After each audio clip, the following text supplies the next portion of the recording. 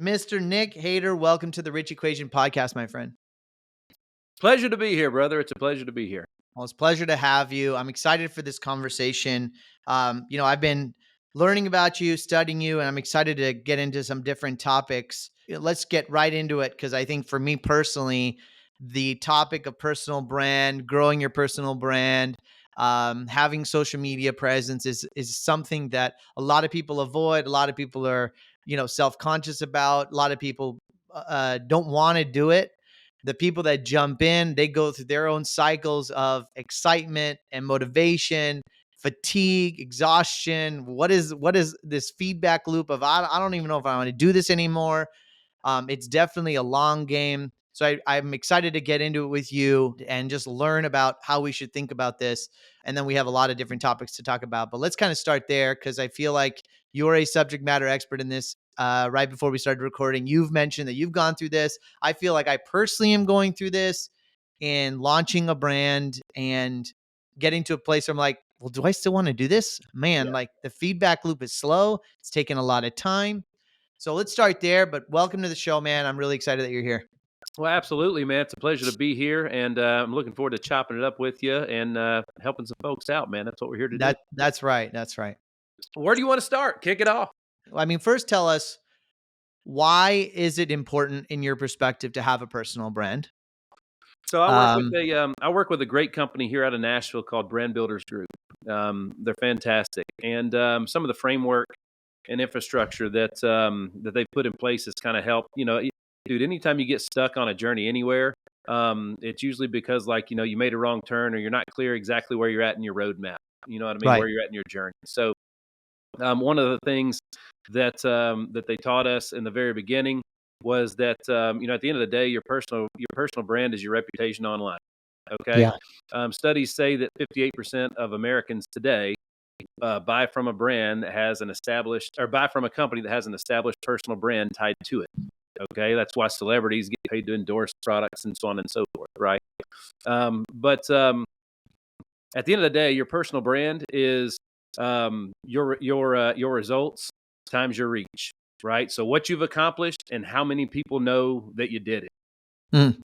Pretty simple, right? Right. Right. So there's two worlds that we live in: the face-to-face physical world, and the digital world. And it seems like, it's very rare to find a person or a company or a brand that has the combination of both. Usually somebody's really good at one or the other. If they're older, they're probably really good in the face-to-face, person-to-person realm, and if they're a little bit younger, they're probably a little bit stronger in the digital realm, right? So you want to have both. You want to have both. And what do you say to people that revert to, well, I don't really need this. And maybe it's more of a traditional, you were saying on this side, right? Is I'm a plumbing company. Me, myself, my core business is furniture, right? There's nothing to do with it. You're selling to B2B, not B2C.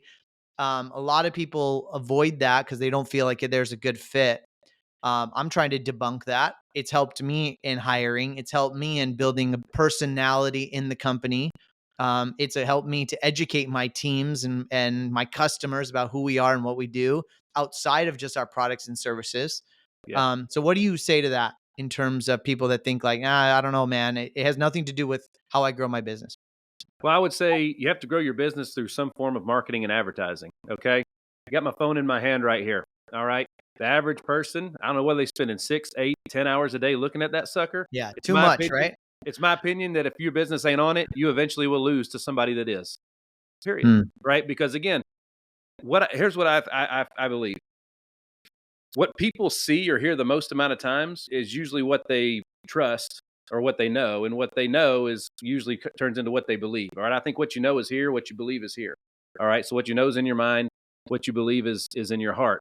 Well, I mean, dude, there's people out there that whether it's, there's some people that believe that the earth is flat, right? Well, none of us were taught that in school. So how did they come to that conclusion, right? They heard it enough times in a compelling enough of an argument that became something that they knew, and eventually it became something that they believed in their heart, right? So when you are making digital content that is And by the way, blue collar, YouTube is the most effective search engine because that's where people go to type how to do something in front, right? So again, I mean, blue collar, I have an agency here that's absolutely killing it in the blue collar space because it's wide open. Nobody's doing it. It's so I was easy. gonna say, man, it is like totally wide open. You're a landscaper. I mean, you get on social media, you stand out for sure.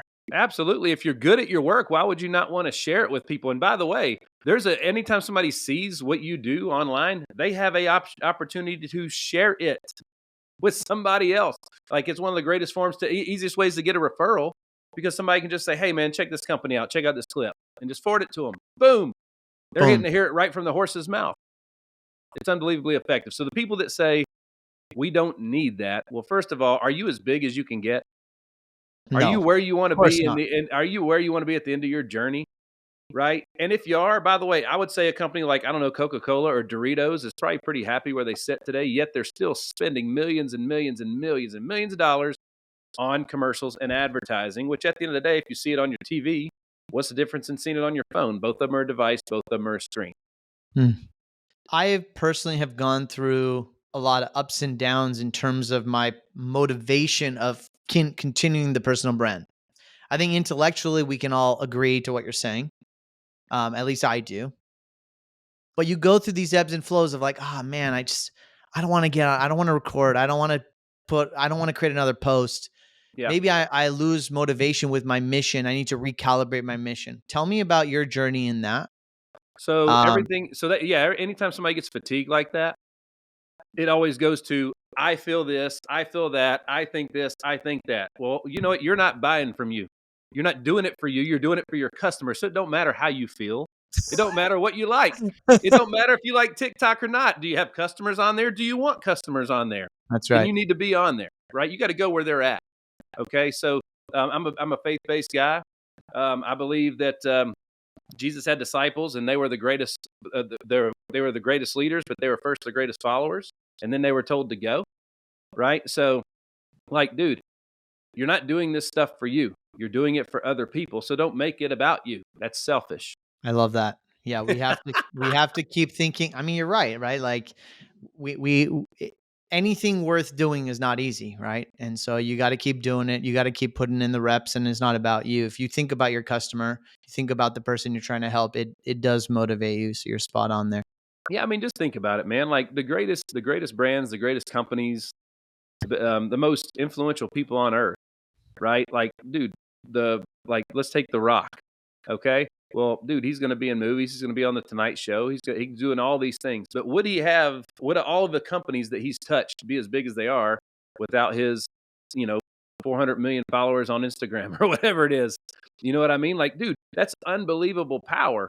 At the end of the day, isn't that what sales is? Right? Yes. Just it's influence, it's persuasion. Isn't that what marketing is? I think marketing is just a contest for somebody's attention to gain their trust. Right? Again, what do they trust? Probably what they heard the most amount of times consistently.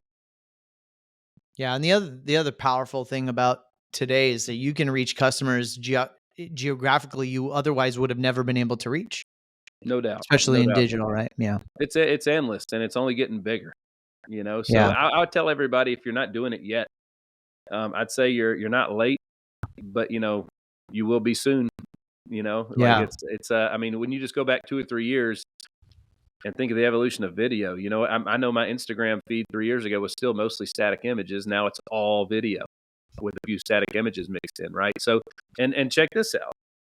Digital marketing on social media and podcasting and everything else is basically following the flow of radio and television and how the ad spends were spent on both of those. You know what I mean? Everything that you can see, you get more in for the ad dollar than if you don't see it, right? So TV gets more ad dollars than radio in most cases, or at least if you're comparing at the same scale. You know what I mean? So we're not doing anything that hasn't been done already.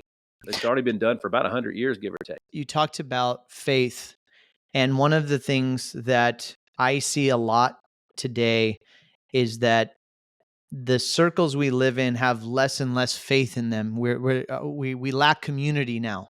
Yeah. Social media maybe is part of that. I don't know. I'm not going to blame social media, but just the family dynamics today, the world we live in today, it just makes it easier for us to be more isolationist, more individual, more about me, me, me. And I'm such a proponent of community. It's one of the reasons why I launched my social media. I know you do the same thing, both in your media and also with your faith. Tell me about, what are you trying to accomplish in your community? What is it about? What does it mean to you? And go wherever you want. Well, first of all, I think that something Frank Kern is a brilliant digital marketer. I've learned so much from Frank, and just from studying him, his habits and everything else. And he put something out that we actually went and checked, did the research, and it checked out.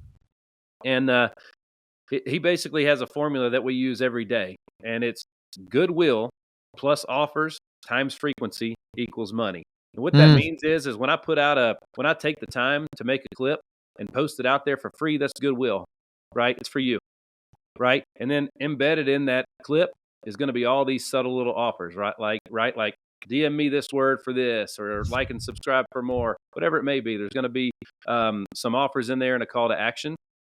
And then if you do that a lot, that's advertising. That equals clients. That equals money, right? I had a conversation with some churches at the National Prayer Breakfast just last week, because what you just said, it seems like the devices, social media, might be to blame for a lot of the separation that has come amongst us in society. Well, I challenged the church. I said, that's because you're getting dominated in presence there, right? That's right. Evil's all over it, and you're not.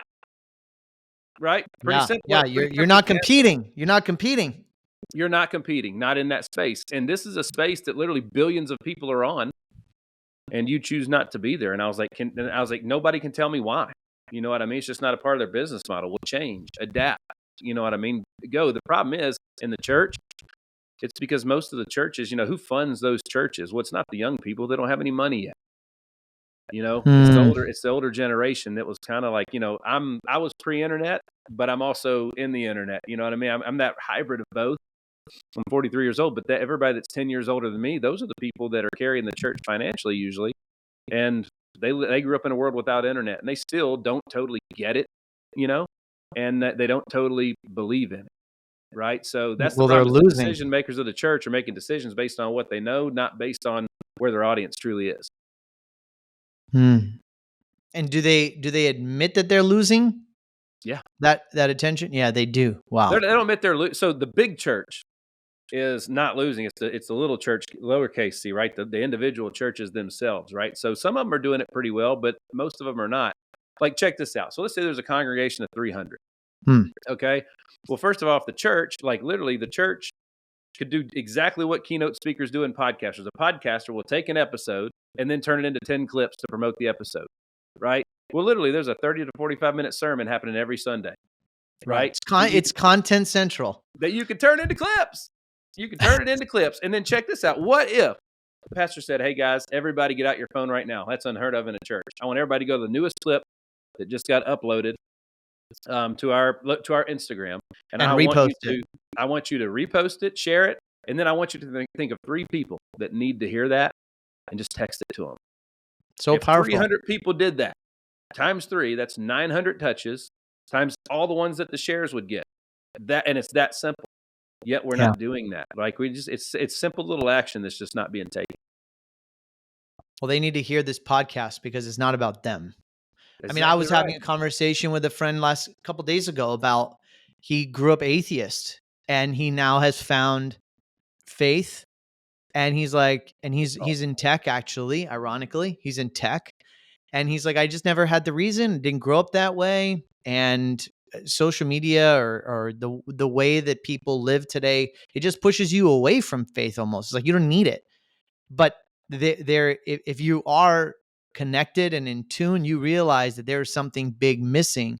I just feel like there's a huge opportunity for us to change this narrative and get back to community, whether it's faith-based or not faith-based, is just the needing of getting back to needing each other and working together and creating community. So, man, and at the end of the day, there's a little bit of the fear of the unknown, it's but at the end of the day, the faith-based people are supposed to be the strongest.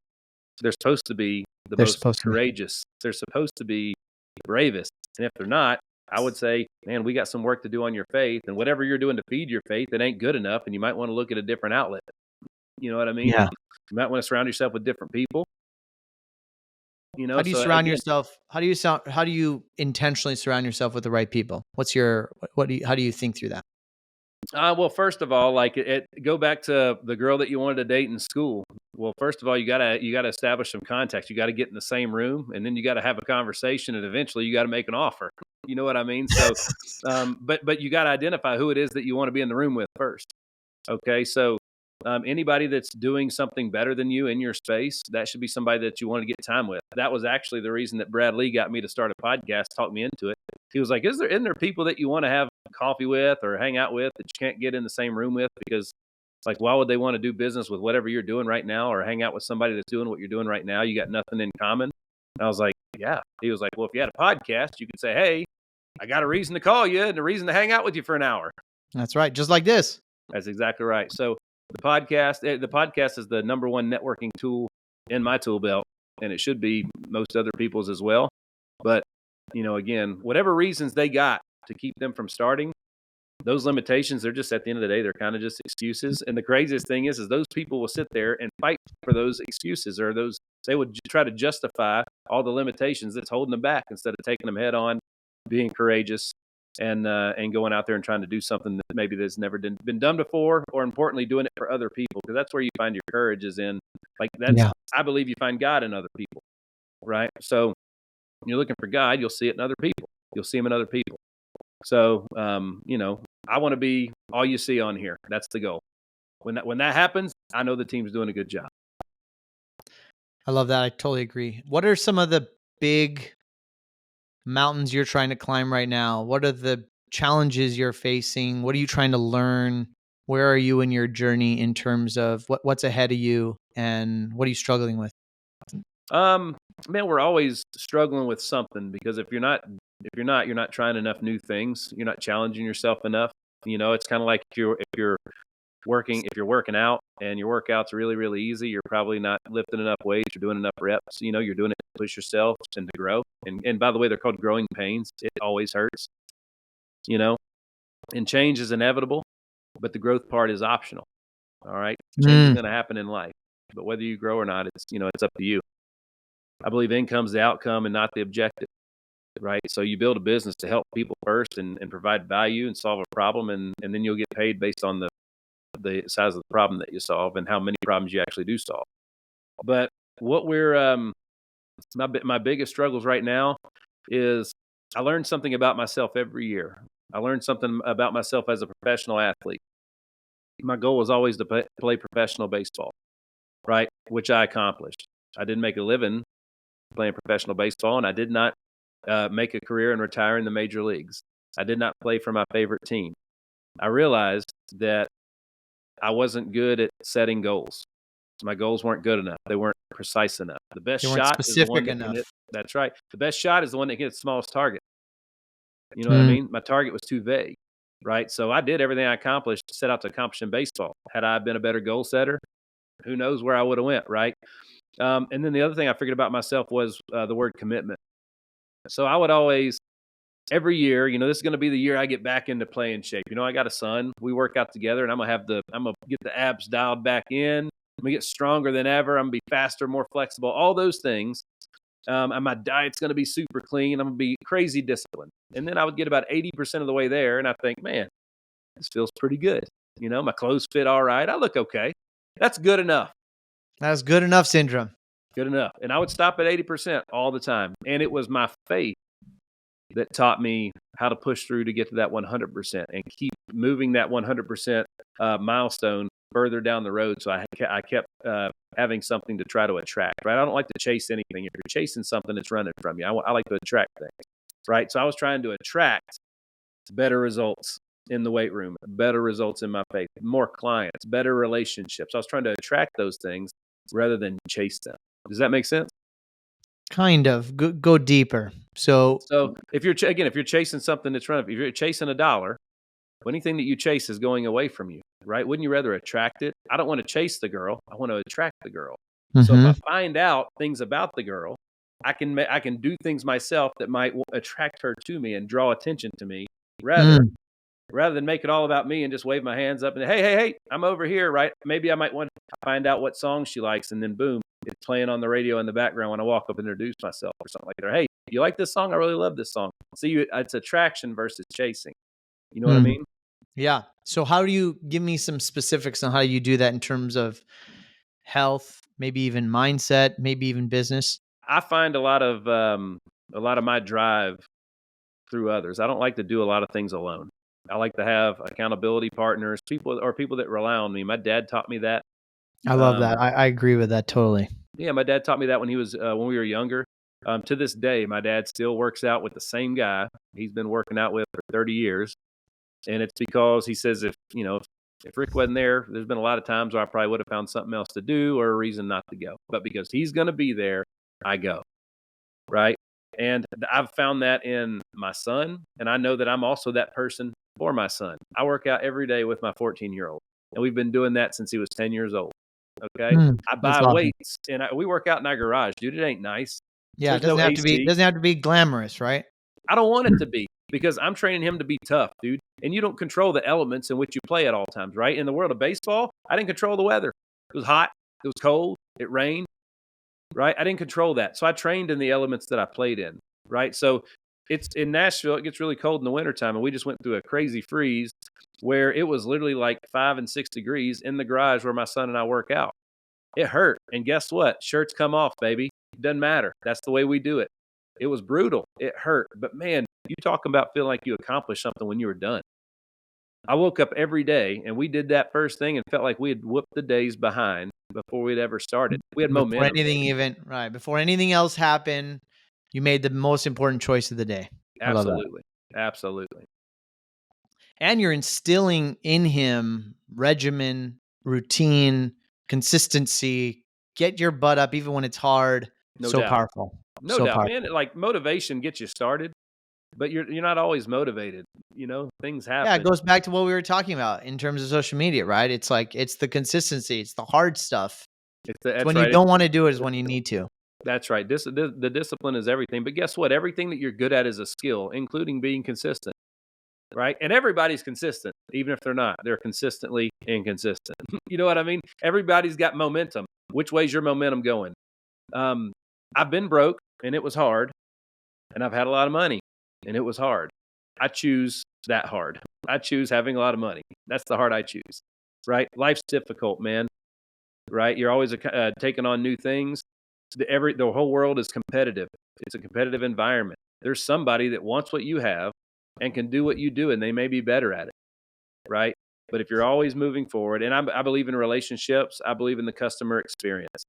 Mm, Um, a lot of people that hear this, they won't remember everything that we said, but they will remember how we made them feel. Right. And I think that's the difference in informing versus transforming in marketing. Right. So we believe in transforming versus you got to give them a little information. But again, how did you make them feel? Did you make them feel motivated, inspired? How did you make them feel? And then they're going to remember that feeling at all times. yeah, I totally resonate with that. Totally. Tell me what do you wish you knew 10 years ago? Still a young guy, got a lot Oh to man, go. What do you dude, wish you knew 10 years ago yeah. that if you knew earlier, maybe you would have had better relationships, maybe you would have made less business mistakes, maybe you would have been farther. What would you wish you knew? The commitment part, the faith part. Yeah. Yeah. That when I look back at all the times that I was, losing in life or just not happy, not content, my contentment level, my happiness level, my relationship with my wife and my kids at home were mirror images of my relationship with my faith. Like, my faith for me is my opinion of myself. Right. Okay.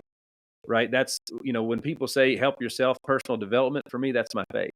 Okay. Everything else that I do is going to be based on that. But like, for a long time, I expected my wife to love and want to be around a person that I didn't love and want to be around myself. Mm, Right. And that's not fair to others.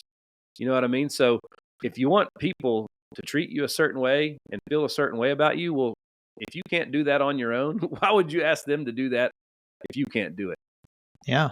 Well, most people don't because it's hard. You It have is to, hard. it's hard work.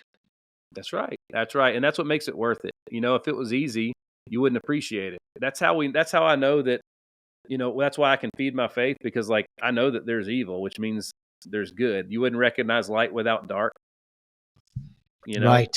So there's always another side. There's always another side. And a lot of times those other sides will tell you what to look for, whether it be in yourself or in others or anything else. And life's all about a learning experience. And everything that we're good at today, we were not good at not that long ago. But Yeah. again, these are all skill sets. And how do you get good at something? Well, you practice it right a lot. Right? You practice it right a lot. I have a 2-year-old daughter at home. 6 months ago, she couldn't run on her own. Now we can't keep up with her, right? But she practices, and guess what? She fell a lot. She got right back up and kept on going. For whatever reason, we don't always do that in the business world, in the professional world. We get knocked down and we're defeated. It doesn't work out that way, unfortunately. For me, it's almost like a dichotomy, but there's this freedom in extreme ownership. Absolutely. And it's so easy to be victim, blame other people, my wife this, my partner's this, my employee's this, the marketplace this. But there's actually some freedom in just getting back to like your own connection with yourself. Maybe it's your faith. It's the what can I do that I'm in control of? And then things start to fall together, right? It's like the dominoes start to happen, but that's the hard transition that I think most people are unwilling to make. Oh That yeah. I'm not going to blame Nick for showing up late. Like maybe I should have texted him early or whatever. By the way, he did not show up late. I'm just teasing him. But you know what I mean? Like That would be a first for me, though. it's so easy to find things on the outside to blame. It's just psychologically easy. Yeah. Well, it is. It is easy to place blame. Accountability is everything. It's everything. And going back to my faith, when I walk up to the pearly gates and it's decision making time, is Nick getting in or is he not? Well, I can't be like, oh man, dude, it was his fault. Yeah, it's his fault for why I didn't live my best life. Absolutely. It's so accountability is everything. I said that back in 2020. That was a clip that kind of went crazy on one of the first ones that went crazy online where, instead of always pointing, it's their fault, it's their fault, it's their fault, turn that finger around and point it at yourself. Give yourself control of your life, man. If you give somebody else control of your problems, you can't fix it. Right. So that accountability is control at the end of the day. And, and I believe that life is fair. I just think everybody's price is just different. That's good. I like that a lot. So once you figure out your price, you can figure out if you're willing to pay it or not. If you're listening here, whether it's while you're working out or you're getting your butt out of bed or you're just driving, I mean, it is all about accountability. So I'd really encourage the listener to think about what it is in your life that you should own more of. If there's something that you're suffering with, something that you're not doing so great at, what should you own in that process? What is there to learn? What's the gift in that for you? That's right. What the difference, a quitter and a finisher they look extremely similar. You know what I mean? Yeah. But I like finishers. I don't want to be around quitters. And, I also think that beginnings hide themselves in ends. Right? So if you don't finish something, did you really get to the end? Because that's where the beginning of the next thing starts usually. You know what I mean? So again, it's all personal development. When you watch TV, it's literally called paid programming.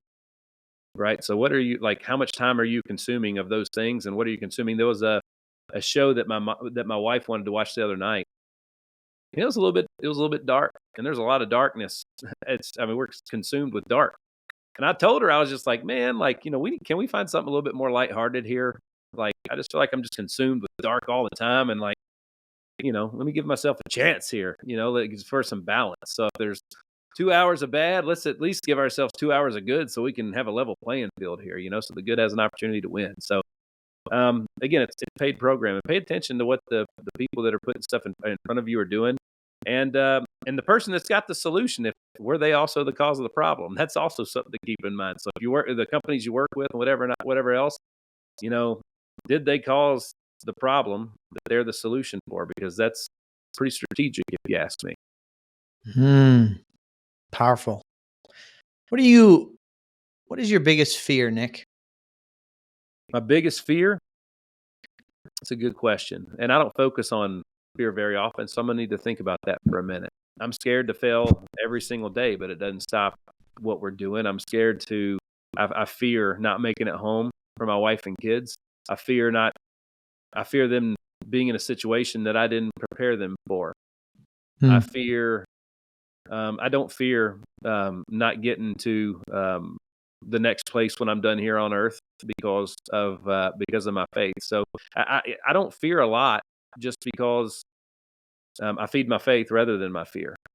So my greatest fear is basically around my kids. My greatest fear would be the first time my son drives out on his own when he's 16, not coming home. My greatest fear is my son not knowing, my daughter not knowing, my wife not knowing what danger looks like when they see it. Not preparing them for that. That's probably my greatest fear. But I don't have a lot of fear, man.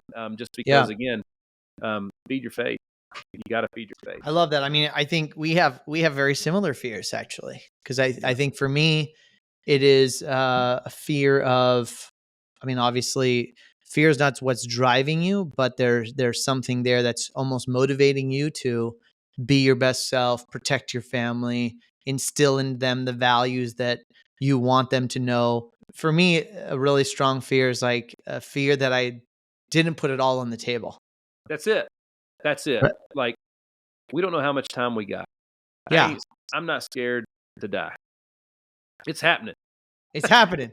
It's happening. So I'm not scared of it, but it's like, did I do as much as I could have while I had the time, whatever time that is? That's exactly right. And I think that's, at the end of the day, that's what probably everybody can feel that in their heart to a certain degree. And that's when they start to place blame on others, because they know deep down that's a hard thing to admit, that I was wrong. That's one of the hardest things, especially for a man to do, is say I was wrong. But it's also the most freeing. It is. Like, you have the keys to the handcuffs that you're wearing that are weighing you down. Unlock them. You know what I mean? Like, we all hold the keys, all of us. So for whatever reason, we keep them in our pocket and we don't get them out. We don't use them. We keep wearing those chains. It's hard to kill the ego, man. It's hard to Nick, don't tell me to kill the ego, okay? It's hard. Well, again, who's the ego about? It's easier. It's easier for me to have a big ego. That's right. But an ego and confidence are two different things, right? And I think that your confidence is at the end of the day, it's what you believe, and that's not egotistical. Okay. Yeah. Your confidence is the combination of what you know and what you believe, right? Your confidence is what you know up in your brain and what you believe in your heart. That's who you are. So I used to be a guy that would walk into a room and wasn't confident. And I had to fix that, because you know what? That didn't work. That didn't work. There was always somebody else that got the deal, or got the conversation, or got the guest, or in the instance of my own wife, that got the date that I wanted, because I didn't have the confidence to go up and actually ask for it. You know what I mean? How many guys in the movies, or did you even know that's the girl they wanted, but man, they were too chicken to ask her out, so they got friend zoned. You know what I mean? Everybody that got friend zoned, that's not what they wanted. They were just too chicken to ask for what they actually wanted. Yeah. Right. So there's in business, you can get friend zoned. We had a conversation with this, about this on Saturday with one of my team members, and it's like, dude, you're getting friend zoned, man. Like, do you truly believe that we can help this person? And go tell them and ask them and make them an offer. Ask for an answer. You know what I mean? Quit being the guy that keeps doing nice things. And they're like, yeah, I think I need another week. I need another week. Easier. It's easier, safer. Yeah. But if you truly care about them, like, dude, wait is a 4-letter word. All right. So what are you waiting on? If you want to do it, why are we not getting started? What benefit do we have to wait to do anything at this time? Especially in business, especially in building a brand or whatever it may be. There's a lot of people that are waiting to start a podcast. They're waiting to start working on their brand. They're waiting to build their website. They're waiting to put out their newsletter. They're waiting to organize their database. They're waiting to die. What are you waiting on? What are you waiting on? And what benefit do you have for waiting? Yeah. right? And they're going to tell you, well, I got to do this, I got to do that, I got to do this. Quit fighting for your limitations, man. If you The other truly thing, believe it's important, like, dude, and what's important on is what you do. If you want to know what's important to people, look how they spend their time. yeah, damn right. You know what Well, I going mean? back to what you said is if you're, who's suffering by your waiting? Yeah. And dude, winners build their time around what's important to winning. Right? Winners build their time around what it takes to win. Period. Period. They've defined what winning is. And dude, I like to golf. All right. I like to sit on the couch, just like a lot of guys do. I like to watch sports on TV. Those are three things that I don't do, right? Because they're not going to get me to where I want to go. I can't win and still do those things at this time. I will win and then do those things when I'm finished, right? So, and I don't like taking breaks in the middle of things. It's kind of like if you're taking a road trip and it's an 8-hour drive and you're going to sleep stop in 4 hours and sleep and then drive 4 more. I feel like you lose a lot of momentum. Like, I don't like taking breaks when we're in the middle of building something because it's so hard to get that momentum back the next day when you're laser focused and whatnot. So I don't like to rest until I'm finished. Right. So that means if you can't withstand the workload before you need to rest, you didn't break it up. Imagine if you went to school, right? Kindergarten through 12th grade, but they didn't break it up into 13 grades. You just went for 13 years nonstop. A lot of people probably wouldn't finish, and they definitely wouldn't know how close they were to finishing. I can promise you, after 3 or 4 years of doing it, not knowing if I'm even close to finishing or not, I've probably been like, dude, I'm not doing this no more. Screw this. I love it, man. Dude, you're a cool dude. Should do this. Appreciate it. Likewise. Yeah, we should do this more often. Well, No I doubt. I want to value your time. I'd love to ask a couple final questions, but I'm here for you, baby. You tell me what you need. yeah, man. I mean, what's on your heart to tell the audience? If you had a megaphone and wished to speak into every single person, First what of do all, you feel like they really need to hear from Nick? well, first of Just all, I've got some notes here I'll pull up. But first of all, your feelings are not fact. They're I love that. your feelings, okay? And they're not everybody else's feelings, okay? So that's a big thing. As a faith-based guy, and I don't apologize for putting this out there. History does repeat itself, and what I know is God wins every Love that time. too. Every time. So, but I think that ungratefulness is the root of all sin. You cannot be in a bad mood if you're grateful. You can't have a bad day if you're grateful. You're focused on all the negative in your life. Why do we constantly want to give all the negative in our life a megaphone? Right? Give the good in your life a megaphone. You know what I mean? And pay attention to what you're feeding yourself with. All right? What I mean feeding yourself, not just the food. I'm talking about the information, who you're listening to the most. You know what I mean? And when people tell you something that makes a lot of sense, like I remember back in, I think it was 2016 with all the debates, the fact checkers came in and checked all the facts. Well, like, who in the heck are they? Socrates said that. Who said that? How does he know that? Get to the source, So like, before you form all these opinions about these things, make sure that you trust the source that it originally came from. Huge issue today. Absolutely. And I want to be a source for the good. I want to be a source for the good. I understand that that's not popular, but Abraham Lincoln said, "A house divided will not stand," and that concerns me as well. So most of the things that crumble, whether it's a business, second generation business, third generation business, country, society, whatever it may be, whenever they fail, it's usually when they got the furthest away from their founding principles. The foundation in which they were put together upon and built up from, when that cracks at the bottom, it falls apart. So when you look at religion, faith, churches, business, all those things, the reason that I think I read a statistic, and who knows how accurate it is, but it's probably close. 3 out of 4 businesses that are second generation businesses fail. Why? Yep. Because the founding principles changed from one generation to the next. What was important to the founder is not important to the new person in charge. Yep. True. You know what I mean? So it just goes That back hit to me. those basic things. But man, life is a gift. Life's a gift. Every day is a gift. You don't have to have it. And I can promise you, like, if you wake up every day and you just think, man, thank goodness, thank you for another day here. You're going to have a good day. Nothing in your life that you have to do, you actually get to do it. It's all in how you look at it. It's 100% perspective. Life's all perspective. And the people that are struggling, with negativity or whatnot, man, the first thing you got to do is look at your sources. Right? If you have a hard time with positive thinking or positive thoughts at all, if you have a hard time controlling the negative, dude, you've got to be a gatekeeper on your own mind. Totally. You know what I mean? You got to protect that. You have to protect that. And your thoughts are your thoughts. And if you're not in control of your thoughts, you got to get control of your thoughts, or you will continually lose.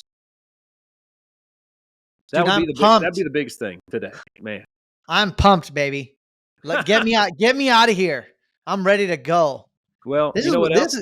Remember this: quitters lack clarity. Quitters lack clarity. If they could say, all right, that's my goal. I can see it and I know how to get there. I quit. Does that ever happen? No, of course not. Absolutely not. I can see it. I believe I can get there. I'm going.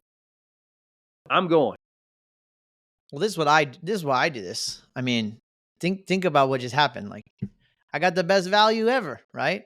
This is why you do this. You get other intelligent people to pour into you, and then you share it with the world. I mean, what better thing is there that you can have, right? So, no Nick, doubt. dude, I seriously appreciate you. Final question for you: what does it mean to live a rich life? First of all, you got to define what's important to you and define your happiness. And when you've defined it and you get there, that's the rich life. Money's a tool. And I can tell you, when you can make decisions for your family based on what's best for them and not what you can afford, that's better. A pastor told me one time, Nick, everybody can give their time. Not everybody can give their money. Money's a tool. The more I make, the more it can give. The more of a difference we can make. So that's one version of rich. But my wife loves me and wants to be around me. My kids want to be around me, right? I have family that I want to be around and they want to be around me. That's rich. That's rich. So define what rich is to you, right? And then lay out a game plan to get it. Treat it like your GPS. If I typed in Nashville, Tennessee as the destination, the odds of me ending up here today are slim to none. But if I type in the actual address to get here today, it'll tell me what time I need to leave, how long it's going to get there, all the turns to go about, all the different routes I can take. And if something comes up and life happens and gets in front of me, blocks my path, it'll reroute me and give me a new arrival time, right? So treat what you want out of this life. And I think that, everybody is, I think God gives everybody at least one gift. And if you're not happy doing what you're doing, you're probably not using that gift. And another thing we learned at Brand Builders that I love, you're most uniquely and powerfully positioned to help the person that you once were. Right? Say that again. You are most uniquely and powerfully positioned to help the person that you once were. Imagine if you were a freshman and you never got to be a sophomore and a junior and a senior, and you could help those incoming freshmen. You know what I mean? So that's why businesses have to constantly grow and recruit, because there's always an underclassman that got stuck being the last one. Yep. So define your rich, whatever that may be. Create a plan to get there. Give yourself deadlines along the way. Give yourself milestones, first grade, second grade, third grade, so you can celebrate along the way, right? And then when you get there, be grateful, and be grateful for the opportunity to get there every single day. Well, I'm grateful for you, Nick. I mean, super fun conversation. Just fun to be around you, bro. If somebody want to get a hold of you, absorb more of your content, what is the best place to watch you, connect with you, reach out to you? So nickhyder.com, my website, has links to everything. You can find the podcast there, all the social media handles, anything and everything. You can book me to speak, anything and everything to do that I do, it can go through there. However, I'm telling you, man, my message is not liked by a lot of the platforms, okay? All like, subscribe, follow, all those things. Let's get busy. Help. Let's share the good word. When you find something you like, share. Make a comment on it. Share some love, dude. People take time to leave negative stuff all the time. All right. Well, dude, if you like what you heard, tell somebody. Right? Damn You can right. start with me. You can start with me. But that's the thing, man. Everything's at Nick Hyder. My podcast is called The Hitstreak. It's available on all podcast platforms. And but everything's on nickhyder.com. You can find everything right there. Nick, man, really appreciate you. Thanks, Dude, man. likewise. Likewise. You're a star, man. Hey guys, thanks so much for listening to the Rich Equation podcast. Listen, if you're really enjoying this and you're engaging with our community, we have an epic mastermind called the Epic Tribe. We meet every single week and we're bringing together leaders that really are trying to grow their businesses, expand their lives, and live epic lives together. If you want to change the world, well, we have to start with ourselves. We want to ignite leadership in all facets of our life, building communities of seekers who are asking questions, breaking patterns, and have a deep conviction of self. A space that elicits accountability, gratitude, freedom, and a lifelong pursuit of learning. Ultimately, this is all about you. It's about transforming our families and hopefully future generations. So we're really trying to instill these fundamental levels of awareness, habits, and skill sets, not only in our personal life, but in our businesses. We're really growing this community and trying to have people that are expansive and really want to take their life to the next level. So if that sounds like you, then you'd be a perfect fit. DM me on my Instagram, or you can send me an email personally at me@ashishnathu.com. Thank you guys so much for listening, but please engage. Leave us a 5-star review of the podcast. Make sure you download the episodes, and talk to you soon. We'll see you on the other side.